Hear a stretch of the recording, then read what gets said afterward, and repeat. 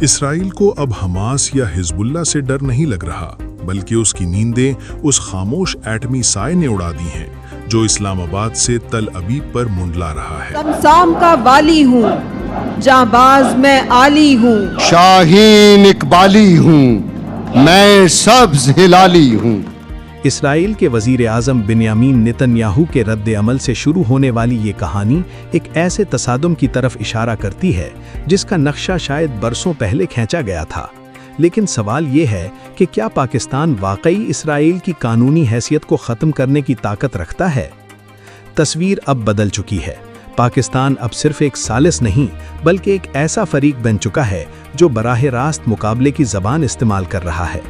اگر ہم طاقت کا موازنہ کریں تو اعداد و شمار حیران کن ہیں۔ پاکستان کے پاس 6,60,000 فعال فوجی ہیں جبکہ اسرائیل کے پاس صرف 1,69,000۔ فضائی طاقت میں پاکستان 1,397 طیاروں کے ساتھ اسرائیل کے 597 طیاروں سے بہت آگے ہے۔ یہاں تک کہ جوہری ہتھیاروں میں بھی پاکستان کی برتری واضح ہے۔ لیکن کیا صرف تعداد جنگ جتوا سکتی ہے؟ جہاں پاکستان تعداد میں آگے ہے، وہیں اسرائیل ٹیکنالوجی اور دفاعی بجٹ میں مضبوط ہے۔ مگر اصل کہانی یہاں نہیں بلکہ ایران اور ترکی کے پیچھے ہٹنے میں چھپی ہے۔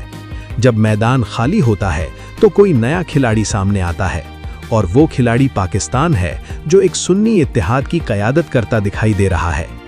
اسرائیل کے لیے ایک طاقتور دشمن کا ہونا اس کی بقا کے لیے ضروری ہے، اور اب وہ دشمن پاکستان کی صورت میں سامنے آ رہا ہے۔ لیکن کیا یہ ٹکراؤ دنیا کو تیسری عالمی جنگ کی طرف لے جائے گا؟ بہت جلد ہم اس کا جواب دیں گے اپنی اگلی ویڈیو میں، جس میں ہم سعودی عرب کے خفیہ ایٹمی تعاون کا پردہ چاک کریں گے۔ انتظار کیجیے، کیونکہ اگلا سچ آپ کو ہلا کر رکھ دے گا۔